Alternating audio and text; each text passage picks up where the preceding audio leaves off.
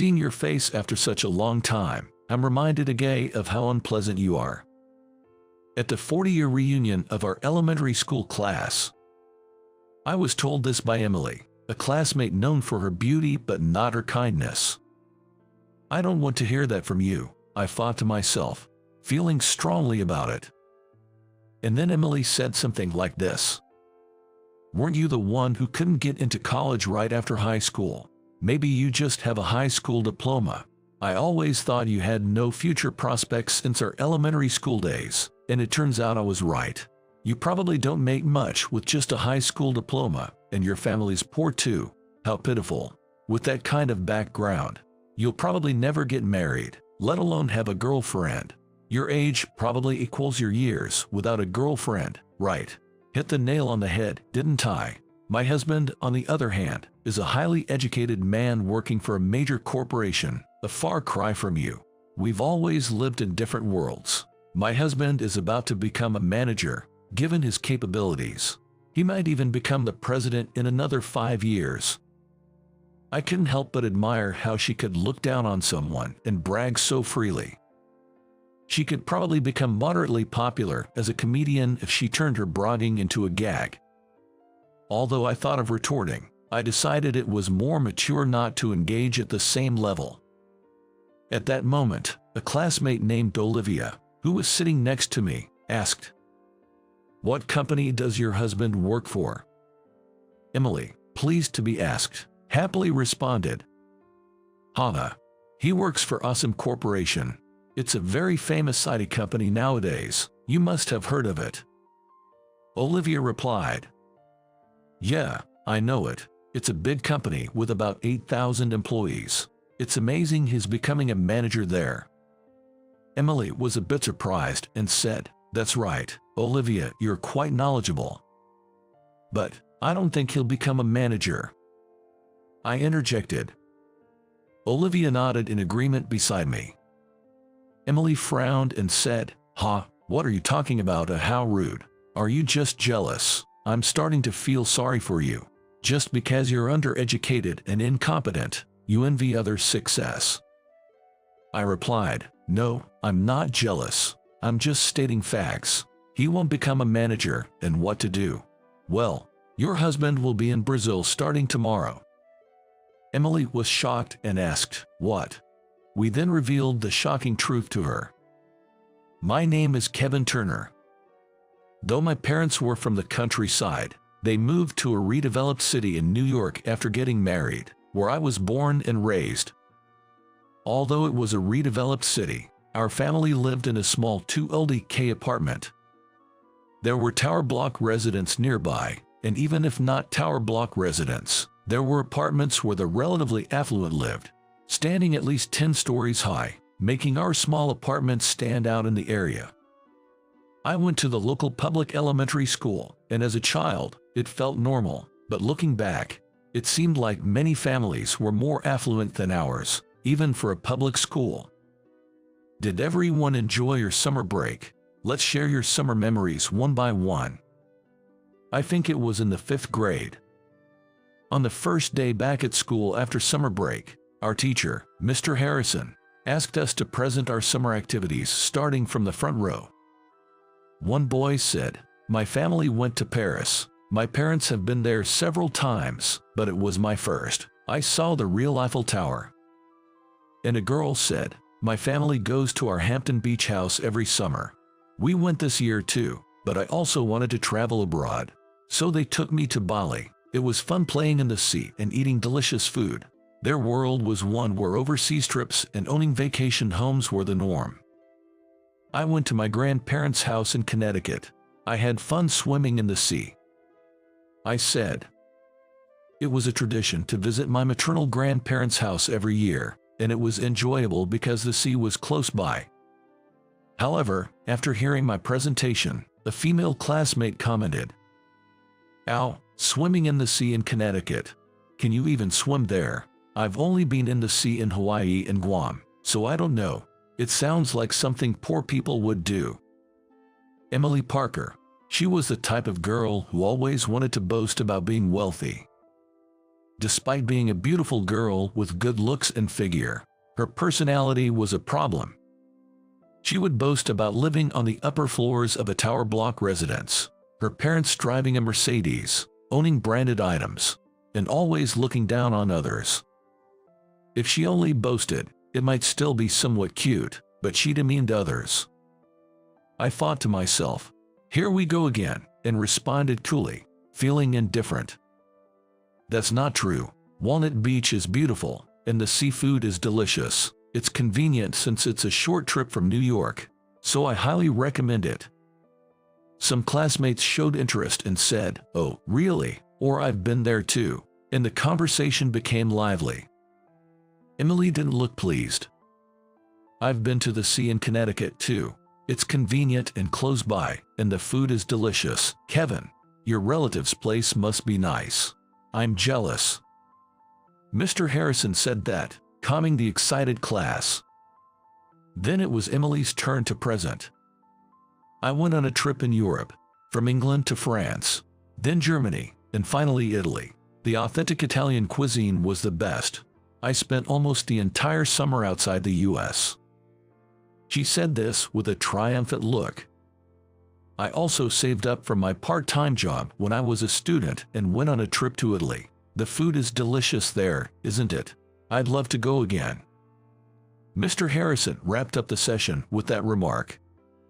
Just as we were about to move on to the next person's presentation, Emily made a comment. "People who have only traveled domestically should probably not present. It's just making themselves miserable, right, Mr. Harrison?" The class fell silent for a moment. Mr. Harrison responded, "Thank you for your concern, Emily.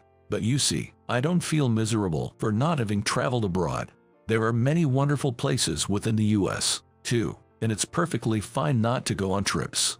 As long as everyone is back safe and sound after summer break, that's all that matters to me." I agreed with Mr. Harrison's perspective. If there was one thing I disagreed with, it was that Emily wasn't really being considerate. She just wanted to brag. It's not about what makes you impressive. There are many ways to spend your time, but well, if someone said, "I didn't go anywhere and just focused on studying every day," I might indeed say, "Wow." Mr. Harrison added that, making all the students laugh. Except for Emily, who looked displeased. It seemed that Emily didn't get along well with her peers. She was often condescending and bragged too much, which made it unpleasant to be around her. At least that's what everyone felt. Yet, as a survival tactic, Emily tended to befriend kind-hearted girls or boys who didn't think too deeply about things. And she acted as if she were the queen. She would boast about inviting her usual entourage to her birthday parties, and look down on anyone outside her circle by saying, "You and I are on different levels, so I won't invite you to my party." Naturally, I was one of those she looked down upon. Not that I cared. Even if I were invited, I wouldn't want to go, but I kept that thought to myself to avoid any trouble. Emily announced she was going to a private middle school, so she didn't join us at the public middle school I went to. Given that it was an affluent area, more than half of the students from our elementary school went on to private middle schools, while the rest attended public schools. For those of us who went on to public schools, Emily's absence meant one less troublesome personality to deal with. Especially among the girls, relationships could be quite complicated. Although I, being a boy, didn't fully understand, whenever I heard about their issues, I often thought, girls have it tough. I often talked to 3 girls from the public school group, Sophia, Grace, and Olivia, and they shared their experiences. Grace, Olivia, and I have been close since kindergarten, but one day in 4th grade, Emily took a liking to Olivia and tried to hang out with her. Sophia shared, "Yay, and we wanted to keep hanging out with Olivia as usual, so we invited her to play after school, but Emily threatened us, saying, 'If you invite Olivia, I'll spread nasty rumors about you. My relative is a detective, so I can find out everything about your families and make up stories.'" Grace added, On the day I was supposed to hang out with Sophia and Grace, Emily wanted to join, and when I suggested we all play together, she said, "If you don't reject Sophia and Grace, I'll spread bad rumors about them." That was troubling. Olivia continued. Hearing about the girls' troubles, I remember thinking, well, that's way too complicated. And with Emily attending a different middle school, they were relieved to be able to hang out without any issues. Surprisingly, I ran into Emily sooner than expected. "Hut, Emily." It was during our high school entrance ceremony. While checking my class on the list posted near the entrance, I saw Emily Parker in the same class. Hoping it was just someone with the same name, my wishful thinking was dashed when I saw her in person. She was still strikingly beautiful but had a distinctly sharp look about her. Upon seeing me, she also muttered, "Ooh," in the classroom. Perhaps because we hadn't seen each other for 3 years in middle school, there was a certain awkwardness. I knew Emily had gone to a private middle school, but I hadn't paid attention to which one, a careless oversight. As a 6th grade boy, I had no interest in which private middle schools my classmates were attending. As for me, I didn't do well on the public high school entrance exams and ended up at a private high school as a safety option. Little did I expect to find Emily there.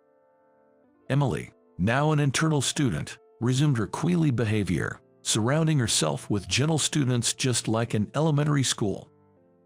For a moment, I thought, this is hell, but then I figured, as a boy, I could avoid getting involved in any female drama by keeping my distance. Fortunately, I was able to focus on tennis and not worry too much about Emily, making my high school life quite bearable. Unlike in elementary school, she didn't overtly try to dominate or belittle others during class presentations, showing some maturity, I supposed. However, Emily started to encroach on my life in my 2nd year of high school. A friend from my tennis activities, Nathan, whom I got along with well, started dating Emily. Initially, when Nathan told me I had a girlfriend, I genuinely congratulated him, but my face turned pale when I heard her name. "Wait, why Emily?" I almost blurted out, but decided it wasn't right to speak ill of a friend's girlfriend, so I refrained from saying anything unnecessary. Nathan was academically excellent, athletically gifted, had a great personality, was good-looking, and on top of that, came from a wealthy family. Well, being a private high school, there were many students from affluent families. Both of Nathan's parents were doctors. His oldest brother was a lawyer. His sister, a university student, was studying abroad. And they lived in an area in New York known for its celebrity residents. I immediately understood that Emily was only interested in Nathan for his impressive credentials.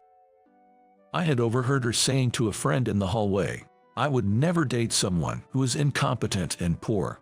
On the contrary, I don't mind anyone as long as they are rich and have a high status." I was close to Nathan because he was such a nice guy. I couldn't stand the thought of my dear friend being taken advantage of by a woman who used men for her own gain. So, I took the opportunity to tell Emily clearly, "Don't you dare use Nathan for your own greedy ambitions." Of course, she didn't take it well and responded, "Coming from an incompetent poor person like you, it's not convincing. Are you just jealous?" Her condescending attitude was unchanged. Nathan was being dragged around by Emily, paying for dates and meals, and even being told to take time off from his extracurricular activities and part-time job for her. Sure, Nathan's family was wealthy, but he wasn't the type to rely on that. He worked part-time jobs in his spare time to earn his own spending money. Seeing Nathan becoming increasingly exhausted, I suggested, maybe it's okay to break up with her, but Nathan, being kind-hearted, felt that would be wrong and ended up pressuring himself. Eventually, Nathan started to fall ill frequently and began missing school. I thought to myself, I knew it, and frequently messaged Nathan, who was absent from school, to check if he was okay. To my surprise, I received a message from him saying, She broke up with me. I felt relieved when I read that. The next day, Emily was telling her friends, I broke up with him because it's so uncool to have a boyfriend who doesn't come to school. I was disappointed by her terrible behavior. You're the reason Nathan became ill. I was shaking with anger. But I figured out arguing with her would be pointless, as she would only say, coming from an incompetent poor person like you, it's not convincing, so I decided to stay away from her. Afterwards, Nathan's health improved, and he was able to return to his extracurricular activities and part-time jobs. Emily, on the other hand, was already scouting for her next high-spec handsome man and had targeted another boy, while others started to be wary of her. Unfortunately, some boys still fell prey to her. I made sure to keep my distance from Emily. Well, not being a wealthy handsome man, I wasn't her target anyway, and quietly went about my school life. Time passed. I hadn't seen Emily since graduation, and now I was 40 years old. When I heard that a reunion for our elementary school was being organized to mark our 40th birthdays, I decided to attend, hoping to see some old friends. At the reunion venue, I saw friends who had clearly aged into uncles, and we laughed about our thinning hair and graying locks. Some classmates looked much younger than their age, and it was interesting to see everyone with traces of their younger selves. Many had families and children, while some had decided never to marry. There were also those who had been through one or more divorces, showing the diverse paths life can take. After chatting with the guys for a while, I happened to talk with Sophia, Grace, and Olivia. Suddenly, Sophia said with a puzzled look, "No way, is that Emily?" Grace added with a grimace, "It's true. Despite being disliked, she came to the reunion." Olivia suggested, "Well, we don't know what she's like now. Maybe she wanted to see everyone." Then Emily, having spotted us, approached. "Hey, long time no see, Olivia and who were those other two again? You're so forgettable I've forgotten your names," Emily said to Sophia and Grace. Sophia and Grace were visibly annoyed. As for me, she completely ignored me. I had hoped she might have become a bit kinder, but it seems my hope was in vain. That's a rude thing to say, isn't it? There's nothing to fear at a reunion that's just for one day. I decided to speak my mind to Emily and said to her, "Seeing your face after such a long time, I'm reminded again of how unpleasant you are." Emily responded with the same line. Of course, I thought to myself, I don't want to hear that from you. Then Emily shifted her target from belittling Sophia and Grace to me and said, "Weren't you the one who couldn't get into college straight out of high school? Maybe you just have a high school diploma. I always thought you had no future prospects since our elementary school days, and it turns out I was right. You probably don't make much with just a high school diploma, and your family's poor too. How pitiful. With that kind of background, you'll probably never get married, let alone have a girlfriend. Your age probably equals your years without a girlfriend, right? Hit the nail on the head, didn't I? My husband, on the other hand, is a highly educated man working for a major corporation, a far cry from you. We've always lived in different worlds. My husband is about to become a manager, given his capabilities. He might even become the president in another 5 years." I was amazed at how she could so freely look down on someone and brag about herself. I thought she might become moderately popular as a comedian if she turned her bragging into a gag. Although I thought of retorting, I decided it was more mature not to engage at the same level. At that moment, Olivia asked, "What company does your husband work for?" Emily, pleased to be asked, happily responded, "Haha, he works for Awesome Corporation. It's a very famous IT company nowadays. You must have heard of it." Olivia replied, "Yeah, I know it. It's a big company with about 8,000 employees. It's amazing he's becoming a manager there." Emily was a bit surprised and said, "That's right, Olivia, you're quite knowledgeable. But I don't think he'll become a manager. I interjected. Olivia nodded in agreement beside me.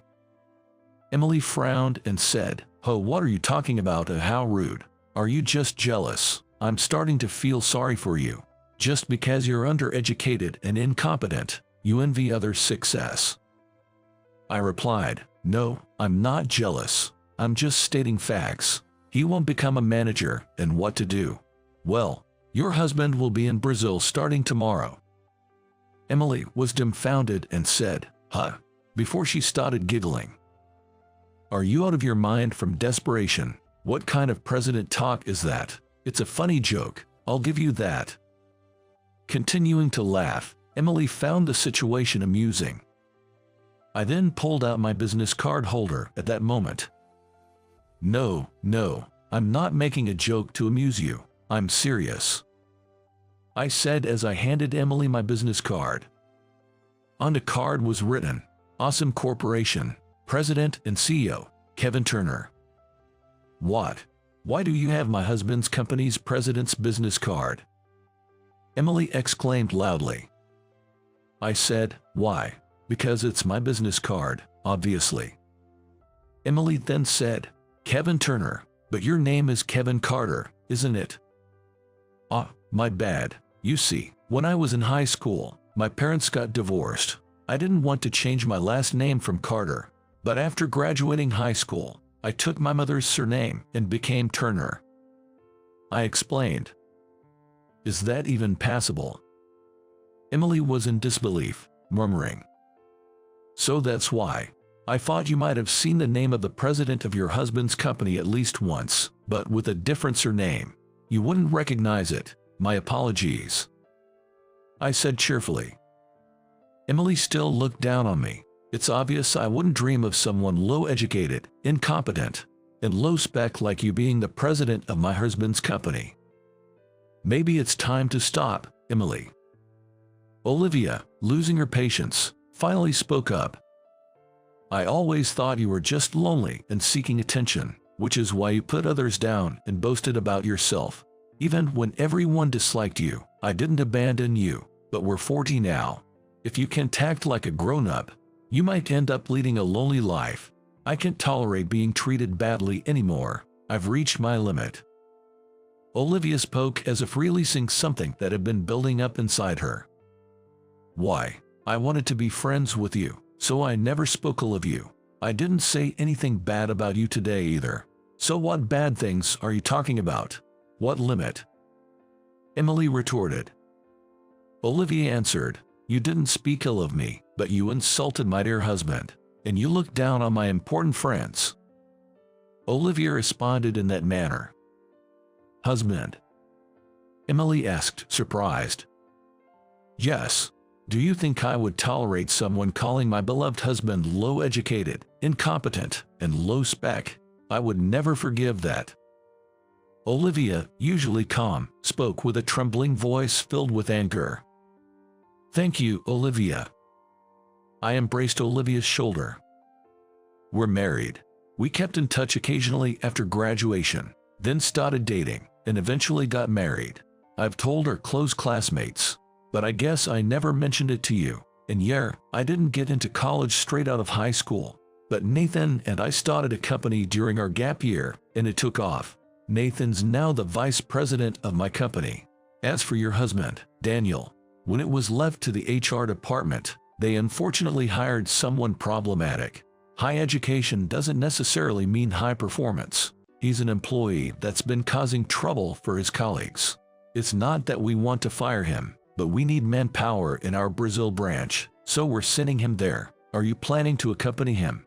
Or is it going to be a long-distance marriage for you? Or, like with Nathan, will you end things when it becomes inconvenient for you?" I conveyed this to Emily. Emily stood trembling, unable to utter a word. I thought she'd be shocked, but it's not like I said he was fired, and the Brazil branch offers plenty of opportunities, so it's not all bad. After pondering for a bit, Emily said in a suddenly meek tone, "I'm sorry. It was wrong of me to behave rudely without noticing you were President Turner. Please, don't say things like that and consider promoting my husband to manager." At this, Even Sophia, who was listening in, exploded. "Hey, enough already. You flip your stance just because you're in a tight spot. And now you're even asking for a promotion after all the disdain. You're way too opportunistic." "I didn't mean it like that," Emily replied. "I'm only positioning my employees where they're most suited, regardless of what you say," I firmly told Emily, who then quietly left our circle, looking dejected. She mingled with some classmates for a bit at the reunion, but left early. In fact, I had already discussed the transfer to the Brazil branch with Daniel, who was considering it and hadn't decided on the date yet. Daniel was actually open to the idea of an overseas assignment, but was conflicted about his family situation, whether to go alone or bring his wife. Or, I heard this from Daniel's superior. When I set off to Brazil tomorrow, it was genuine, and with the company needing him there, it was about time for him to make a decision. Maybe Emily would discuss this with Daniel after returning from the reunion. The next day at work, I asked Daniel's department manager, Alex, about his situation.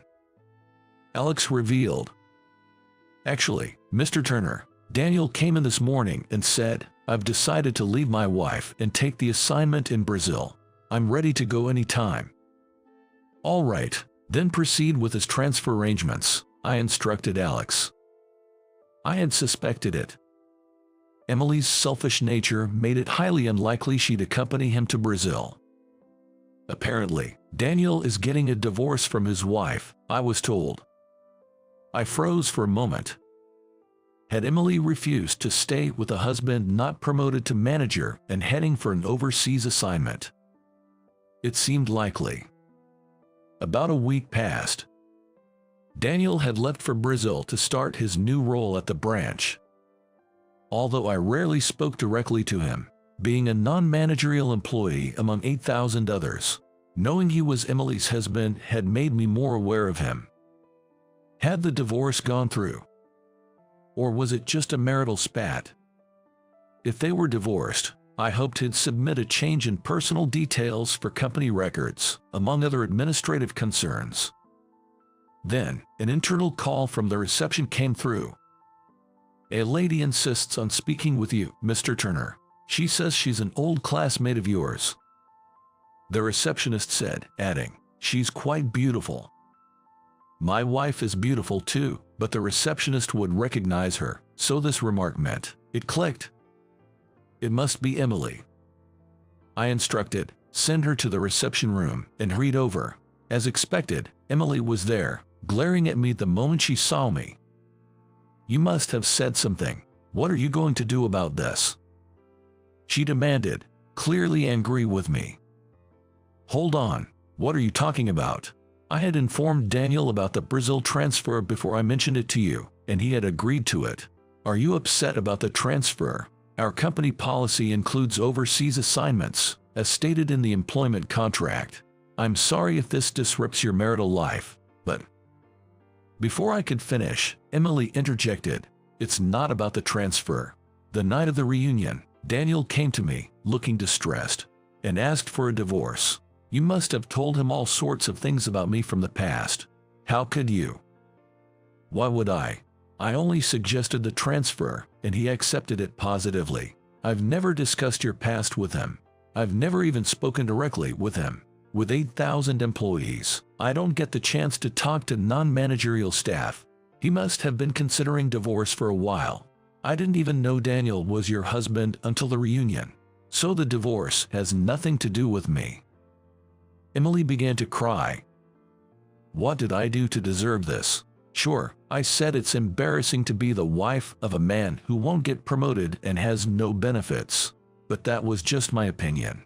I never said I wanted a divorce. So why would he bring it up?" Emily sobbed. "That's exactly why, Emily," I told her. Emily retorted, "Fine. Everyone just wants me to be miserable," and stormed out of the reception room. I attempted to follow her, but she ran out of the company building, so I gave up.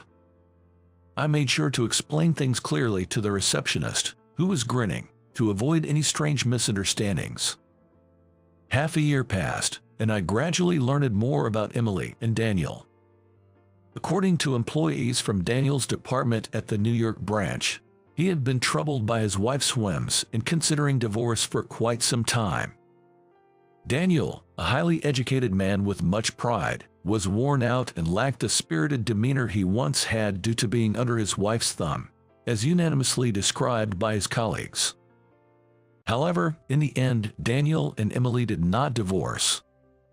Surprisingly, Emily went to Brazil and lived with him. This information came from my wife, Olivia. Olivia and Emily hadn't been in touch until the reunion, but it seemed Emily had reached out to Olivia for life advice. Feeling lost after Daniel suggested divorce, Emily sought Olivia's help.